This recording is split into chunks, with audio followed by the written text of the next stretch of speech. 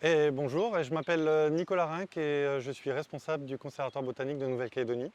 On a le projet avec la tribu de Catricoin de la conservation du Bassélinia vestita, qui est un palmier qu'on dit micro-endémique parce qu'il n'y a qu'une vingtaine de pieds adultes en haut de cette montagne qui est sacrée, taboue, ça fait partie des plantes totems de la tribu et donc il y a une importance de sa protection et de sa préservation. Grâce à un partenariat avec l'International Palm Society, nous avons pu faire revenir les graines d'un individu cultivé à Hawaï qui vient d'une collecte faite dans les années 80 et avec l'expertise de l'Institut agronomique néo-calédonien, nous allons faire pousser ces graines pour les restituer à la tribu.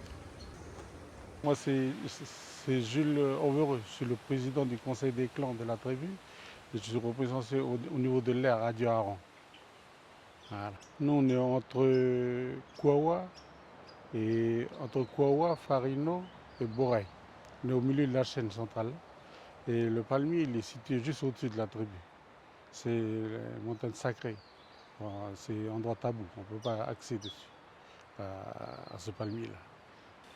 Le palmier, c'est comme un totem pour nous. Le palmier, le kauri, on ne le touche pas tant qu'on n'a pas mangé de l'igname.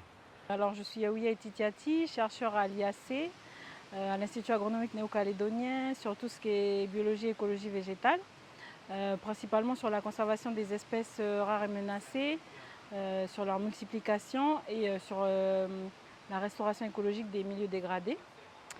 Notre rôle ici à l'IAC et de mon équipe, c'est de récupérer les graines et les faire germer.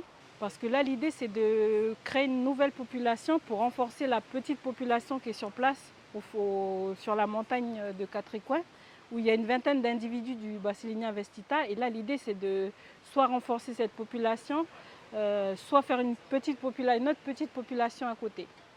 Alors, mon projet, c'est de faire un pépinière au niveau de la tribu pour justement rapatrier ces plantes-là et avec d'autres plantes pour faire un pépinière, pour faire découvrir aux touristes au niveau de la tribu. Voilà. C'est juste. Donc on vous encourage tous à contribuer à ce projet de conservation, de nous aider simplement en faisant savoir, en faisant connaître, mais aussi pourquoi pas en nous donnant les moyens de financer ces opérations avec l'ensemble des experts et des autorités coutumières concernées par la protection de ce palmier.